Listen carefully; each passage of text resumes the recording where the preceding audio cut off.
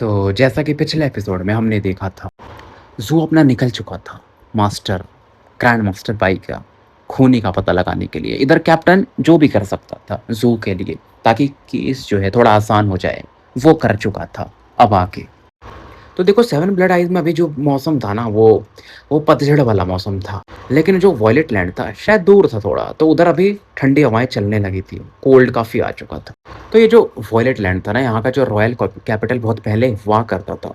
Seven blood eyes के capital city से काफ़ी बड़ा था, 3 गुना बड़ा था, जो कि अब 8 डिस्ट्रिक्ट में बढ़ चुका था, जिसे फ़िलहाल 8 बड़े क्लैन कंट्रोल करते थे। और आज मैंने एक चीज़ और देखी कि मैंने बियॉन्ड द टाइम स्पेस लिख दिया है, जबकि जो स्पेलिंग है टाइम स्केप है और मेरा ध्यान ही नहीं था। तो मुझे समझ में आया कि जो भी सर्च करता होगा शायद उसे मेरा चैनल दिखता भी नहीं होगा, मतलब ये वीडियोज़, और तुम लोग मुझे बताते नहीं हो। ख़ैर आगे बढ़ते हैं। लेकिन फिर भी ये जो 8 बड़े पावरफुल क्लैन बन चुके थे ना, वो फ्लेम फिनिक्स को ही अपना जो भी मानते थे, गॉड की तरह पूजा करते थे। और ये जगह अभी भी देखने में काफ़ी सुंदर था, ख़ास करके रॉयल पैलेसेस जो थे। तो पहले कैसा था ना, वॉयलेट लैंड के मुकाबले में सेवन ब्लड आइज़ वाले कुछ नहीं थे, क्योंकि seven blood eyes basically seven sect collision के पार्ट हैं। और वॉयलेट लैंड आपको पता है बहुत पुराने हैं, जैसा मैंने बताया। लेकिन अब क्योंकि पैट्रियार्च सर ब्लड स्मेल्टर और ब्रेक थ्रू कर चुके हैं, तो अब भाई वो अलग लेवल पे है। हालाँकि वॉयलेट लैंड इन चीज़ों में पड़ते भी नहीं है, वो खुद को अलग ही रखते हैं। वो अपना अलग एक हिसाब मानते हैं। वो रिवर्ड में लैंड वालों से भी नहीं उलझते कि भाई हम सही हैं, हम जो भी हैं हम अच्छे हैं, क्योंकि इनकी अपनी ब्लड लाइन वगैरह है। तो ये लोग थोड़े जत्ती टाइप के, अभी बाहर नहीं जाना चाहते। वॉयलेट लैंड के अलग रूल है। ग्रैंड मास्टर वाई ने ट्राई भी किया था कि बाहर के लोगों से मिला जाए, थोड़ा आस-पास ट्रेड बढ़ाया जाए, लेकिन भाई लोग उनका विरोध करने लगते। लेकिन जो भी था, डाओ ऑफ एल्केमी में, पूरे साउथ फिनिक्स में उनका कोई सान ही नहीं। इवन जो पीक लॉर्ड हैं सेवन ब्लड आइज़ के, सेकंड पीक के नास एंड सोल कल्टिवेटर हैं और डाओ ऑफ एल्केमी में बहुत अच्छे, फिर भी वो ना ग्रैंड मास्टर बाई के तरीकों को बहुत रिस्पेक्ट देते थे। और मास्टर सेवेंथ का तो आपको पता ही है, वो उन्हें ग्रैंड मास्टर कह के बुलाते थे। तो फिलहाल ये जो पूरा लैंड था ना, वहाँ पर बर्फ़ की ऐसा बूंदें बोल लो या छींटें गिर रही थी। और बाई क्लैन के आसपास जो उनका ग्रेव यार्ड था, जहाँ लाशों को दफनाया जाता है, उस हिस्से को हमें दिखाया जाता है। एक क्रिस्टल कॉफिन में ग्रैंड मास्टर बाई को रखा गया था और दिख रहा था कि उनके खोपड़ी के आसपास एक निशान था, कट बोल लो या जो भी, किसी ने अटैक किया था। बॉडी पर कुछ ब्लैक निशान भी थे, जो कि दिखाता था कि जहर का भी प्रयोग हुआ था।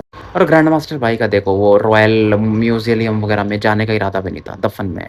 वो पब्लिक जहाँ दफ़नाए जाते ना, वहीं जाना भी चाहते थे। तो यहाँ पर जो भी इकट्ठा हुए थे, बाई ख़ानदान के लोग थे और इनके रिलेटिव थे। यहाँ पर एक वुमन को दिखाया जाता है, जो कि अपने इमोशंस को रोक नहीं पा रही थी और रो रही थी। ये बंदी थी टिंग यू, अगर आपको याद हो तो, जिसको ग्रैंड मास्टर भाई सिखाया करते थे। अब दिखने में काफ़ी मैच्योर हो चुकी थी।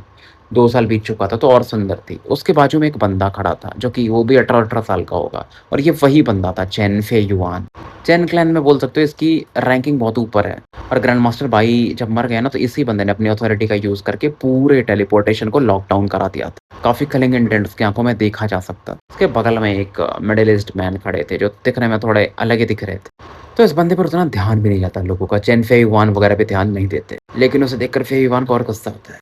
उसको बुरा ये लग रहा था फे युआन को कि उसके मास्टर को ऐसी जगह में दफनाया जा रहा है। टिंग्यू उस दौरान पूछती है कि तुम्हें क्या लगता है वो आएगा? फे युआन समझ जाते हैं कि टिंग्यू किसकी बात कर रही है ऑब्वियसली। वो बोलता है नहीं, आना होता तो कब का आ चुका होता। उसको शायद मास्टर का वो जो एहसान बोल रहा है उसकी इज्जत नहीं है। टिंग्यू रिस्पॉन्स नहीं देती है। वो जो मिडिल एज मैन था ना, वो सामने आ चुका था। उसकी आंखों में भी खून था और घुटने पे गिर जाता है वो कोई और नहीं, ज़ू किंग था। क्योंकि ज़ू आने के बाद पहले ये पता करता कि मास्टर को दफनाया कहाँ जा रहा है। और फिलहाल वो एक ऐसा वेशभूषा ले चुका था कि वो मिडिल एज्ड मैन दिख रहा था। आंखों में बंदे के काफ़ी दर्द था और किसी के कब्र के सामने दूसरी बार ये झुक रहा था। पहले सर्जेंट के सामने झुका था और अब ग्रैंड मास्टर भाई। टीचर कहता है वो पुराने दिन याद करता और वही कसम खा रहा था मानो कि मैं उस कातिल को छोड़ूंगा नहीं। और फिर ये एक वाइन वोइन भी लाया हुआ था कि सर्जेंट थंडर ने बोला था कि आपको काफ़ी पसंद है। और ज़ू को पुराने दिन याद आते हैं। देखो बाकी लोग तो अब निकल ही रहे थे, तो कोई ध्यान भी नहीं देता है। और ये हर एक पौधे का लेसन जो उन्होंने हर दिन इसे दिया था, सब याद करता है। ज़ू का ध्यान अभी भी ग्रैंड मास्टर भाई के कब्र की तरफ था। रात का समय हो चुका था। उसकी जो परछाई थी ना, हर किसी हलचल होती उसमें, और मानो वो कुछ कह रही हो कि मुझे मिल चुका है। ज़ू 3 बार और कोट आउट करता है मास्टर को और यहाँ से गायब हो जाता है। इसके जाने के बाद कुछ लोग और आते हैं, उसमें टिंग्यू भी थी, फे युआन और कुछ और लोग थे। फे युआन कहता है यार तुम ऐसे ही, तुम्हें लग रहा है कि तुमने देखा, वो तो बड़ा आदमी बन चुका है सेवन ब्लड आइज़ में, वो कहाँ टीचर को याद रखे। बट ये बंदी बोलती नहीं, मैं कुछ देख नहीं रही थी, मैं उसकी आंखों को पहचान सकती हूँ, वो पक्का यहाँ पर आया था। तो फिलहाल जो फे युआन रहता है ना, वो बोलता है नहीं नहीं, वो बंदा टीचर को याद भी नहीं रखा है। टिंग्यू क्योंकि जो कि ये लोग वापस जा रहे थे ना, ये मास्टर के ग्रेव के पास फिर से आए थे, लेकिन अब कोई तो था नहीं। तो फिर युवान कहता है मैंने तुमसे कहा था ना कि वो नहीं होगा यहाँ पे। लेकिन फिर भी टिंग्यो बोलती है नहीं वो था यहाँ पे। कब्र की तरफ देख कर कहती है। फिर युवान भी कब्र की तरफ देखता है जहाँ पर अल्कोहल दिखाई देता है, यानी कोई तो आया था जब ये लोग जस्ट चले गए थे। तो फिर ये बोलता हमें थोड़ी पता कि वही था, अगर वो था भी तो क्या फ़र्क पड़ता। टिंग्यू कुछ कहना चाहती थी बट कुछ कह नहीं पाती। फिर युवान समाज समझाता है कि यार अब वो सेवन ब्लड आइज में एक लियोन लेवल पे है, टीचर के डेथ में वो क्या ही कर सकता है, इसमें बहुत हाई लेवल के लोग इन्वॉल्व हैं। और थोड़ा सा गाली भी मारता, गाली इन द सेंस अलग वे में, और कहता है कि अगर हमें रिवेंज लेना है तो हमें अपने हिसाब से लेना पड़ेगा। तो फिर युवान क्या करता है, टिंग्यो को ले जाता है, उसके घर ड्रॉप कर देता है। और उसके बाद उसकी एक्सप्रेशन अलग थी, वो अपने क्लैन वापस लौट रहा था। एक और अटेंडेंट था इसके साथ में, 3 थे टोटल। तो वो इसकी तरफ देखता है कि यंग मास्टर, आप जिस बंदे की बात कर रहे थे, मतलब वो भी वही शब्द इस्तेमाल करता है गाली, कि वो जो किसी का एहसान नहीं मानता ऐसा गाली देके, क्या वो ज़ू किंग वो वही है। फिर इवान पलटता है और उसको एक चमाट मारता है कि उसको मैं बोल सकता हूँ ऐसे, लेकिन तुम नहीं बोल सकते, वो मेरा बड़ा भाई की तरह है और टीचर ने उसको अप्रूव किया था, मैं पसंद नहीं करता उसको वो अलग बात है, तुम नहीं बोल सकते।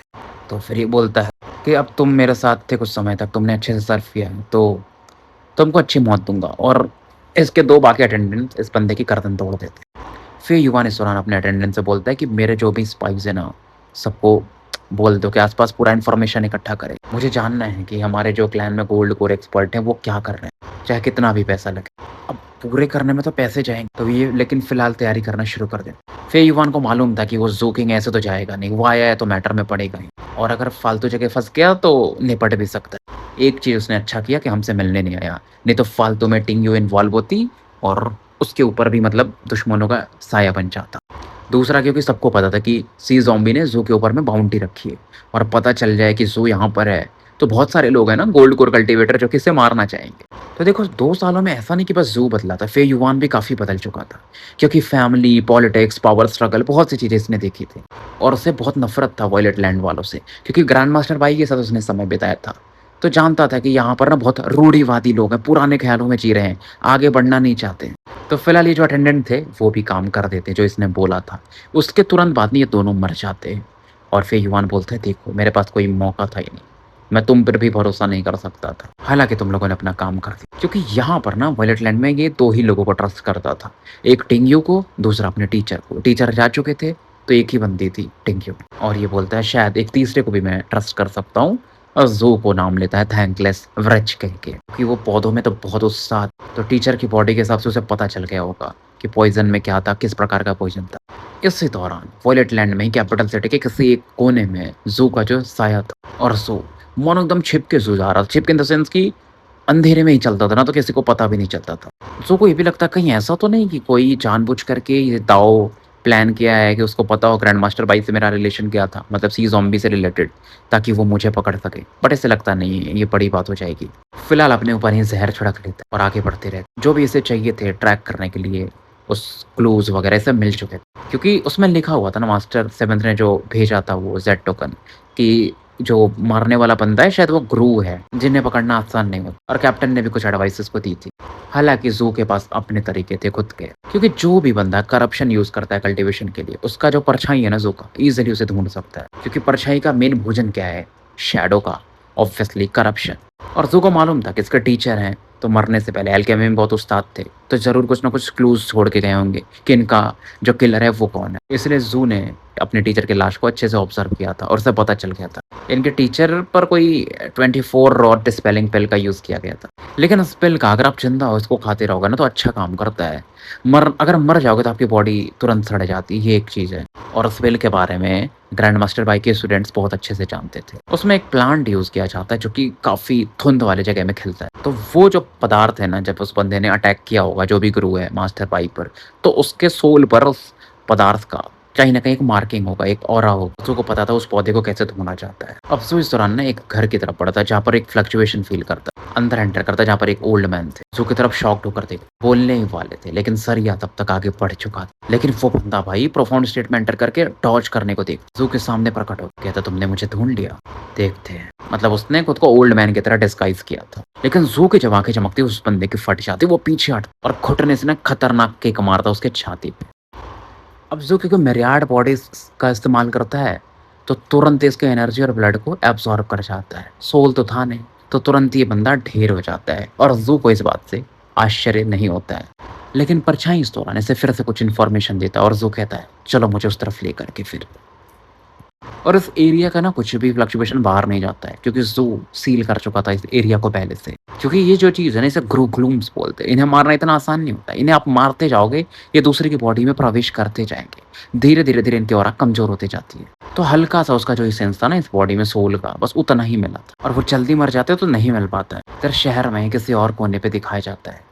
एक ऐसा जिला जैसे कि साउ क्लैन कंट्रोल करता था, जहाँ पर एक सेवक जो कि सो रहा था अचानक से आँखें खोलता है और वो जागने के बाद थोड़ा पैनिक होता है और सोचता है कि कौन था भाई वो बंदा? वो मुझे ढूँढ लिया और उसका कल्टीवेशन भी खतरनाक था। तुरंत मार दिया था उसने मुझे। इसका फ़ायदा यही था कि ये इंसानों की बॉडी पर कब्ज़ा कर सकता था जिसकी वज़ह से ये दूसरी-दूसरी बॉडी लेते रहता था। और ये बोलता है यार ये मिशन तो ईज़ी होना चाहिए था, ये इतना कैसे कठिन हो गया? एक तो टेलीपोर्टेशन पोर्टल भी लॉक हो चुके हैं और ग्रो कल्टीवेटर कहाँ से आ गया? तो देखो इसने ना मार्क करके रखा रहता बंदे पहले से। तो ये ज़ाओ क्लैन का सर्वेंट था और वो बंदा अगर यहाँ आएगा तो मारा जाएगा। मतलब जो भी इसका पीछा कर रहे हैं यानी कि ज़ू। लेकिन फिर भी ये चौकन्ना रहता है। अगले दिन की सुबह होती है। इस दौरान ना इस सेवक के कमरे की तरफ एक बर्ली आदमी आता है जिसके चेहरे पर थोड़े ज़ख्म के निशान, जिसे देखकर ही बहुत सारे ये जो नॉक करते डर जाते थे। ये जो बंदा था बर्ली मैन, ये ज़ाओ क्लैन का लीडर्स का ना बहुत विश्वास पात्र आदमी था और जल्दी ही गुस्सा करता था। इसकी ये भी एक आदत थी। बहुत सारे सर्वेंट्स को तो मार देता है जब गुस्से में आता है तो। और कोई केयर भी नहीं करता था, भाई सर्वेंट है मार दिया क्या फ़र्क पड़ता है। तो बहुत सारे सेवक के बीच में ये भी एक सेवक बैठा हुआ था जिसने ग्रू मतलब अपना जिसने एक सेवक की बॉडी पर कब्जा किया था। लेकिन ये जो बर्ली मैन था इसी की तरफ सीधा पड़ता है और तुरंत ही ना बर्ली मैन एक चाकू निकालता और उसके गले को काट देता। बस वो अचंभित होके देख पाता, बहुत फास्ट होता है ये जो भी होता है। उसे समझ में नहीं आता ये क्या चल रहा है। उसके बाद ये बर्ली मैन खुद को ही काटने लगा। अपनी हथौड़ियाँ निकाल करके ये जो क्रू था ना उसके गर्दन पे कस देता है। कि मेरे लॉर्ड और मास्टर ने हाय बोलने को कहा है कि गेम तो अभी बस शुरू हुआ है। तो ये ग्रू ग्लूम कल्टीवेटर अभी जिस सेवक की बॉडी में था यहाँ भी मारा जाता है और बाई क्लैन के जिले में कहीं पर एक बंदे को दिखाया जाता है जो अचानक से आंखें खोलता है और सीधा उसका हाथ जानते हो कहाँ जाता है? अपने गले पर जाता है। उसकी फटी पड़ी थी क्योंकि अब वो जो गुरु था ना इस बंदे के अंदर प्रवेश कर चुका था कि यार ये बंदा मुझे कैसे ढूंढ ले रहा है। इसका तो और एक बैकअप प्लान था, एक टेलीपोर्टेशन पोर्टल था शहर के जस्ट बाहर जो कि इसने छिपा के रखा था कि डेस्परेट टाइम आएगा तो निकल जाऊंगा। लेकिन उसका ये था कि यार 3 दिन में खुल ही जाएगा तो क्यों ऐसा ट्राई करना है। यहाँ 5 दिन मैक्सिमम टेलीपोर्टेशन पोर्टल खुलने वाले थे। फिर इसे कोई नहीं ढूंढ पाएगा चाहे कोल्ड कोर कल्टीवेटर या नासेंट हो। लेकिन ऐसे सिचुएशन में बहुत बार फंसा है। लेकिन इस बार चीजें अलग थी कि ये बंदा ढूंढ कैसे रहा मुझे। खास करके वो शब्द जो उसने कहा था कि लॉर्ड और मास्टर ने तो अभी तुम्हें हाय बोला है और बोला है कि गेम की शुरुआत जस्ट हुई है। अभी सोचता है कि मैं उस बॉडी को एक्टिवेट कर दूं, लेकिन फिलहाल बोलता नहीं। एक ऐसी बॉडी जो कि शहर के बाहर थी जिसको किसने फाइंड आउट किया था और शायद मार किया होगा और सोचता है कि शायद दूसरी बार इत्तेफाक रहा होगा। यार ये सही में अर्गन कितने लंबे नॉवेल्स लिखता है भाई, एक एक चैप्टर 6-6 मिनट के हो जाते हैं, दिमाग खराब हो जाता है। तो फिलहाल धीरे धीरे शाम का समय होने लगता है। देखो ये बहुत सारे अपने बैटल प्रोवेस का यूज कर सकते हैं, लेकिन प्रॉब्लम एक जगह ये भी आती है, नई बॉडी में गए हो ना थोड़ा समय लगता है और ज़्यादा एनर्जी यूज कर लोगे तो बाहर जो बॉडी रखी है अपने शहर के जिसके थ्रू आप भागने वाले हो जो भी, फिर वहाँ पर आप अच्छे से पावर इस्तेमाल नहीं कर पाओगे। और ये हैरान था कि यार मैं हमेशा मेरे को कोई ढूंढ नहीं पाता है और कोई ऐसा है जो मेरा शिकार कर ले रहा है। तो फिलहाल ये सिटी टेलीपोर्टेशन कॉम्प्लेक्स की तरफ बढ़ता और लॉकडाउन का वेट करने वाला 1 घंटे से ये चल रहा, लेकिन तभी अचानक से एक हाथ इसकी तरफ बढ़ता और उसकी बॉडी स्लो थी ना क्योंकि इस बॉडी में नया नया प्रवेश किया। ये देखना चाहता था किसने इसका मतलब गर्दन पकड़ा है, लेकिन तभी इसको एक कमरे के अंदर फेंक दिया जाता है। सामने देखता था एक मेडलिस्ट कल्टीवेटर जिसने इसकी पहली बॉडी को मारा था और ये अब सुसाइड भी नहीं कर सकता था क्योंकि जो ने इसके गर्दन को ही तोड़ दिया था, हाथ वगैरह को भी तोड़ दिया था और जो इसके बॉडी पर थोड़े जहर छिड़क, ऐसा जहर कि जो इसको जू ने एक्टिवेट नहीं किया था इसकी बॉडी में धीरे धीरे वो प्रवेश करे। लेकिन धीरे धीरे जब ये जहर इसकी बॉडी में जाता है तो काफी पेन में आ जाता है। जो इसे देखते रहता है तड़पा रहा, लेकिन उस बंदे को कोई डर नहीं था क्योंकि उसको मालूम था कितना ही दर्द होगा और जो ना इसको और तड़पा हैकर निकालता है और जो इसे जिंदा रखता है, मारता नहीं है। बीच में पिल्स का भी इस्तेमाल करता था ताकि ये जिंदा रहे और फिर भी वो गुरु बोलता तुम्हें पता मैं क्यों चीख रहा हूँ, और बोलता है कि तो क्योंकि तुम पहले इंसान नहीं हो जो मेरे साथ ये कर रहे हो और तुम आखिरी भी नहीं हो। दर्द से मुझे कोई फर्क नहीं पड़ता और तुम शायद यहाँ पर ग्रैंड मास्टर वाई का बदला लेने आए हो। वो ओल्ड फोक ही एक लेटर लिख रहा था, शायद लगता है तुम्हारे लिए। तुम मुझे कैसे ढूंढ ले रहे हो मुझे भी नहीं पता। तुम ये जानना चाहोगे कि मुझे किसने हायर किया था, लेकिन मैं तुम्हें बताऊंगा नहीं। जो ना इसका जबड़े ही तोड़ देता है, लेकिन फिर भी ये बंदा पागलों की तरह हंस रहा था और बोलता तुम्हें पता है मैंने उस ओल्ड मैन को कैसे मारा। पहले मैंने सोचा उस लड़की जो टिंगी होती ना उस पर कब्जा करूंगा, फिर मैंने कुछ और तरीका इस्तेमाल किया क्योंकि उसमें मज़ा नहीं था। लेकिन ज़ू के अब और अलग लेवल पे जाने लगती तब जाके गुरुकुलम की फटती है। ठीक है, इस बंदे को मरने से डर नहीं लगता, लेकिन ज़ू अलग रूथलेस आदमी था क्योंकि अभी तक ज़ू ने इसे कुछ कहा नहीं। और गुरुकुलम को ये भी समझ में आता है कि ज़ू ने चाहता तो अगर देखो आप किसी को बॉडी भी काट रहे हो तो थोड़ा भी इधर-उधर हुआ तो मर जाएगा। लेकिन ज़ू प्रोफेशनल था, इसे ये भी समझ में आ गया। मतलब ये साइको है, इसे ये भी समझ में आ जाता है। और ज़ू का जो टोटम टैटू था ना बैक में गर्दन के पीछे वो चमकता। पीछे गोल्डन क्रो बनता और उस ऑरा से ज़ू इसकी खोपड़ी को टच करता। और इस बार क्योंकि इस बंदे के इमोशंस अलग थे, तो उसका जो सोल का एसेंस था ना वो ज़्यादा ही ज़ू एब्ज़ॉर्ब कर पाता है। ये गुरुकुलम के जो एसेंस पावर होता है। और जब वो मर रहा होता है ना ज़ू पहली बार बोलता है कि ये खत्म नहीं हुआ है, जल्दी ही तुमसे मिलता हूँ। तो फिलहाल ये रूम शांत हो चुका था। ज़ू अपने परछाई की तरफ देखता। परछाई ऑरा फ़ील कर डायरेक्शन की तरफ इशारा कर। देखो इसको मारने में ज़ू ने 3 कारण से लेट किया था। पहला तो ये था कि ज़ू को बहुत गुस्सा भी आ रहा था, तड़पा के मारना था। दूसरा ये था कि इसको जितना तड़पाओगे तो इसके इमोशंस में थोड़े फ्लक्चुएशन होंगे। तो इसका जो गोल्डन क्रो है ना, ये गुरु के एसेंस को और अच्छे से एब्ज़ॉर्ब कर पाएगा। मतलब वो एसेंस ज़्यादा निकलेगा। और तीसरा शैडो जो है ना, उस बंदे की परछाई को और अच्छे से निकल पाएगा। तो उसको और जल्दी-जल्दी फिर लोकेशंस मिलने लगेंगे।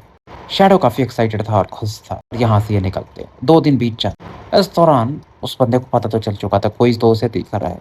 एक एक दिन 1 घंटा और बीतता। सिटी के ईस्ट गेट की तरफ हमें दिखाया जाता है, जहाँ पर बहुत सारे लोग इकट्ठा हुए थे, जिनमें बहुत सारे कल्टीवेटर थे। जिनमें से एक यंग मैन था, अच्छे कपड़े पहन के। और ये था फिलहाल गुरुकुलम।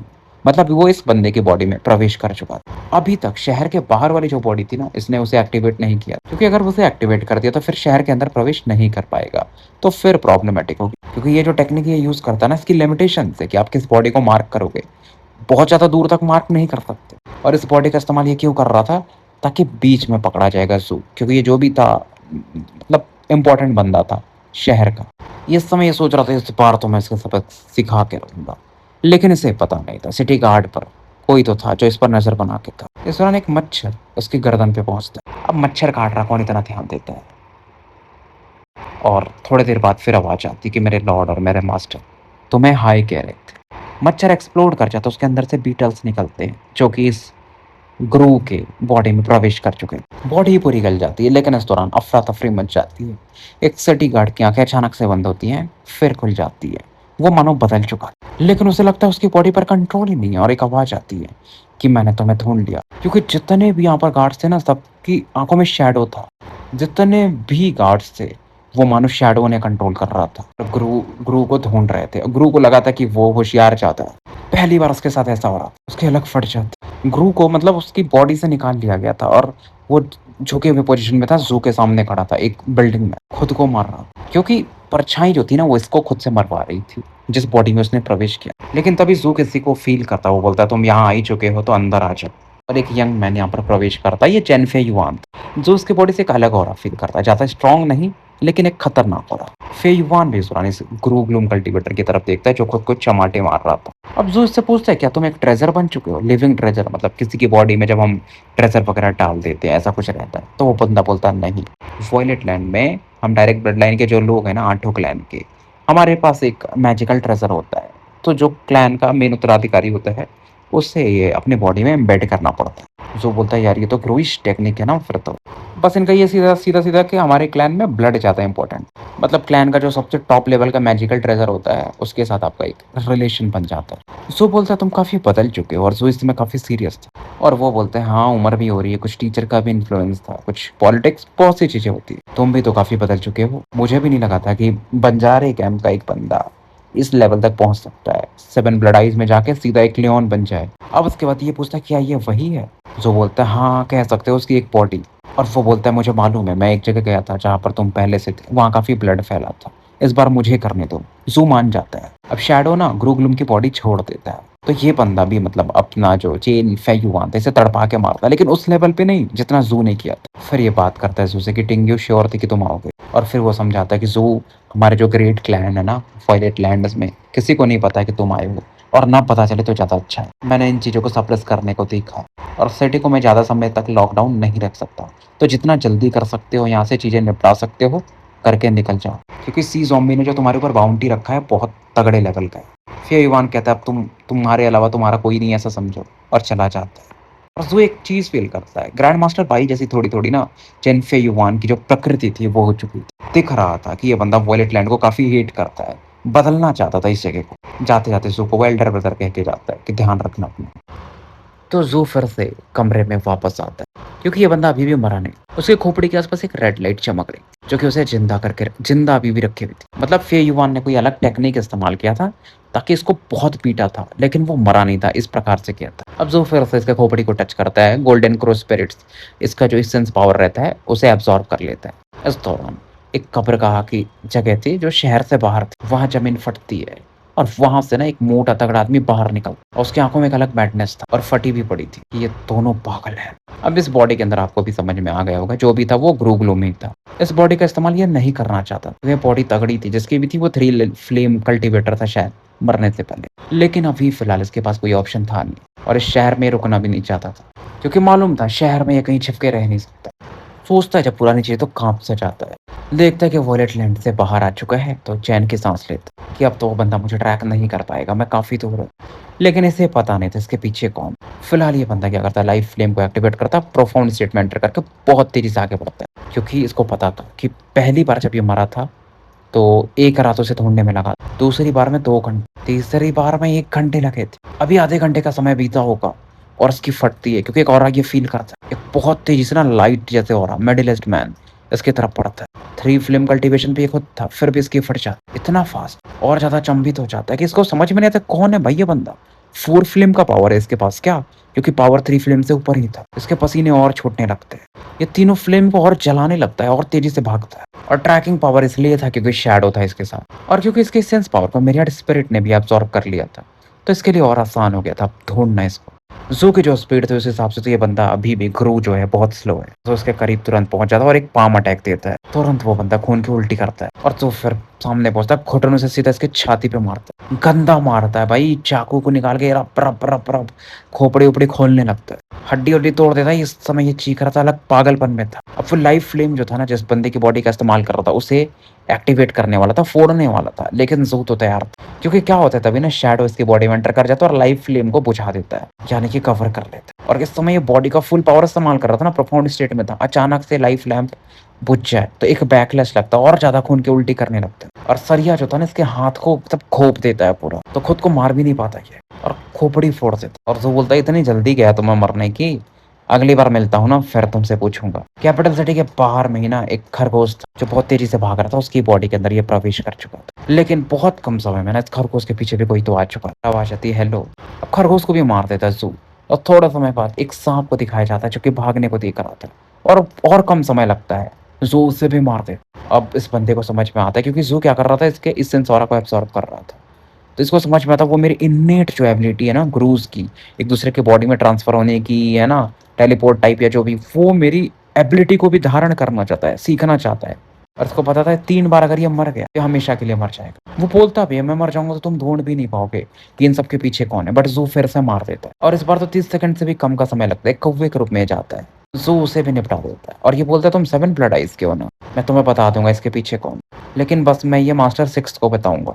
फिर से बोलता मार दो मुझे, मतलब इस बार ये किसी पेंगोलिन के आई में रहता है, फटी पड़ी थी और बोलता मार दोगे तो तुम्हें कुछ नहीं मिले, मुझे मास्टर 6 के पास ले चलो, सॉरी मैं उन्हें सब बता दूंगा। तो इससे भी मार देता है, पूरी तरह से नहीं मारता है, इसको पकड़ लेता है और उस तरफ तेजी से बढ़ता है जहां पर कैप्टन ने टेलीपोर्टेशन तैयार रखा था पहले से, मतलब कैप्टन का प्लान था ना तो बना के रखा था। जू टोकन को टच करता तो वहां पे एक टेलीपोर्टेशन पोर्टल बन जाता है और ये प्रवेश करने वाला था, लेकिन उसी समय ये पेंगोलिन मानो खुद को मार लेता है और फ्लक्चुएशन होता है दूर में, जहां पर एक पोर्टल अपने आप एक्टिवेट होने लगता है दूसरा। ये ब्लफ कर रहा था कि मुझे मास्टर 6 के पास ले चलो, ताकि जब जू जा रहा होगा टेलीपोर्टेशन पोर्टल की तरफ तो ये भाग जाएगा। बहुत दूर ये प्रकट हुआ था जहां पर कोई चाहता भी नहीं होगा, लेकिन जू देख लेता है, मतलब देख लेता, मतलब उसको पता ही था, तो वो सोचता है अच्छा बेटा, क्योंकि जू सरप्राइज नहीं होता है और गुस्सा भी नहीं होता, अपनी आंखें बंद करता और दोबारा खोलता है ना, उसकी आंखों में मानो एक चमक सी थी और कहता देखो मैं जल्दी में हूँ, मुझे इस बंदे के पीछे का जो मास्टरमाइंड है उससे पकड़ना है, तो जल्दी करना पड़ेगा। तो फिलहाल हम स्टोरी यहीं समाप्त करते हैं और मिलते हैं फिर कल एक नए एपिसोड के साथ। तब तक के लिए मैं आपका साथी एनएल कमिस्ट ए मुसाफिर विदा लेता हूँ। और गाइज मेरा लैपटॉप आ गया, तो थैंक यू जितने लोगों ने भी वेट किया। तो मोस्टली अब वीडियोस 25 मिनट के तो मैं डेली डालना शुरू कर दूंगा कल से, प्लस सैटरडे संडे जैसा मैंने वादा किया था तो जो भी लोगों ने पे किए थे भाई, मैं उस समय कुछ न्याय नहीं कर पाया आपके साथ, तो एक्स्ट्रा वीडियोज़ आने लगेंगी, वो आपको मिलेंगी और नेक्स्ट डे बाकी लोगों को मिलेंगी।